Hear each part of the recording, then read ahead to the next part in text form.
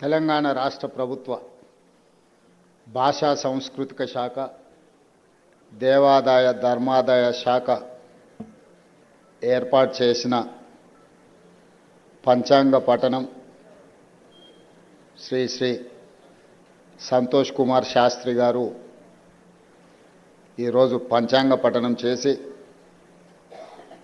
ఈ తెలుగు ఉగాది సంవత్సరం శ్రీ పరాభవనామ సంవత్సర ఉగాది ప్రజలకు పాడి పంటలతో సుఖశాంతులతో తెలంగాణ రాష్ట్రం సుభిక్షంగా వర్ధిల్లుతుందని వారు ఆశీర్వదించినందుకు తెలంగాణ రాష్ట్ర ప్రజల తరఫున వారికి మనస్ఫూర్తిగా కృతజ్ఞతలు, ధన్యవాదాలు తెలియజేస్తున్నా. ఈ నూతన సంవత్సరం రైతునామ సంవత్సరం. తెలుగు సంవత్సరం ఉగాది పండగ ప్రధానంగా వ్యవసాయదారులకు, వ్యవసాయాన్ని నమ్ముకున్న రైతులకు, రైతు కూలీలకు ఇది ఒక గొప్ప పండగ. తెలంగాణ రాష్ట్రంలో వ్యవసాయాన్ని లాభసాటిగా చేసి రైతును రాజును చేయాలన్న లక్ష్యంతోనే మా ప్రభుత్వం ప్రధానంగా ముందుకు వెళ్తుంది. మా ప్రభుత్వం బాధ్యత చేపట్టిన తర్వాత సంక్షోభంలో ఉన్న వ్యవసాయాన్ని, రైతులు పండించిన పంటను కొనుగోలు చేయడానికి ప్రభుత్వాలు ముందుకు రాని సందర్భంలో రైతులు పండించిన పంటకు గిట్టుబాటు ధర ఇవ్వడమే కాదు, వారు పండించిన పంటకు బోనస్ కూడా ఇచ్చి ఈనాడు దేశంలోనే మొన్న కేంద్ర ప్రభుత్వం ప్రకటించిన ప్రకటనలో అతి తక్కువ రుణభారం ఉన్న రైతులు తెలంగాణ రాష్ట్రం మొదటి స్థానంలో ఉన్నదని ప్రకటించడం తెలంగాణకు గర్వకారణం. రైతు బాగున్నప్పుడే,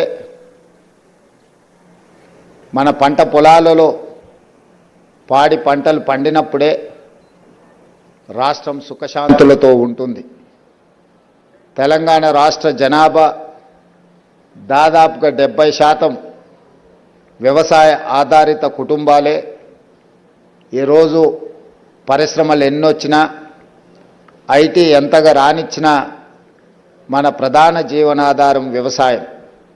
అందుకే రాష్ట్ర ప్రభుత్వం 25,35,000 మంది రైతు కుటుంబాలకు 20,616 కోట్ల రూపాయలు 2 లక్షల వరకు రుణమాఫీ చేసి రైతులను రుణ విముక్తులను చేసి ఆత్మగౌరవంతో బ్రతకడానికి ఈనాడు తెలంగాణ రాష్ట్ర ప్రభుత్వము తీవ్రమైన కృషి చేసింది. అదేవిధంగా ప్రతి ఎకరాకు ప్రతి సంవత్సరం 12,000 రూపాయలను ఈనాడు రాష్ట్ర ప్రభుత్వం అందిస్తున్నది.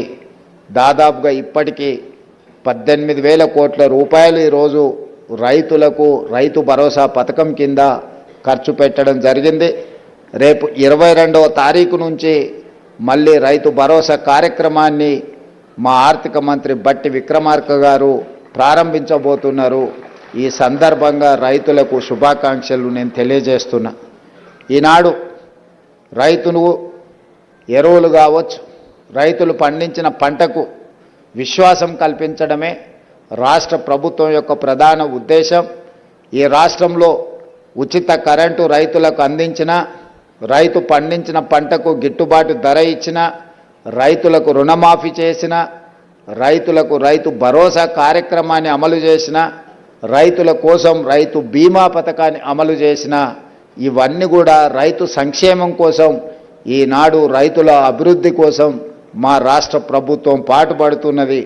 ఆనాడు ధరణి రూపంలో భూతమై రైతులను బాధ పెడుతున్నప్పుడు భూభారతి చట్టాన్ని తీసుకొచ్చి రైతులకు ఉన్న కష్టాలను తీర్చి ఈనాడు రైతులు సంతోషంగా తమ యాజమాన్యపు హక్కులను పొందగలుగుతున్నారు. సాదా బైనామాలకు సంబంధించి కూడా వ్యవసాయ భూములకు వాళ్ళు కొనుగోలు చేసిన వాటిని కూడా తొందరలోనే పరిష్కారం చూపించబోతున్నది మా రెవెన్యూ శాఖ అని చెప్పి ఈ సందర్భంగా నేను ఈ తెలంగాణ రాష్ట్ర రైతులందరికీ ఉగాది సందర్భంగా తెలియజేయదలుచుకున్నాను.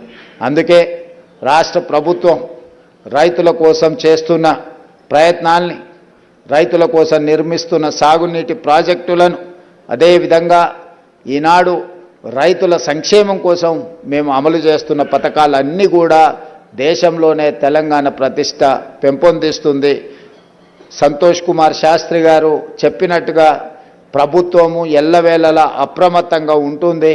ప్రకృతి వైపరీత్యాలను ఎదుర్కొని ఈ సంవత్సరం మంచి వర్షాలతోని ఎక్కడ తుఫాన్లు కానీ సునామీలు కానీ రాకుండా ఉండాలి అని ఆ భగవంతుడిని ప్రార్థిస్తూ మీ అందరి దగ్గర సెలవు తీసుకుంటున్నాను. ధన్యవాదాలు మిత్రులారా.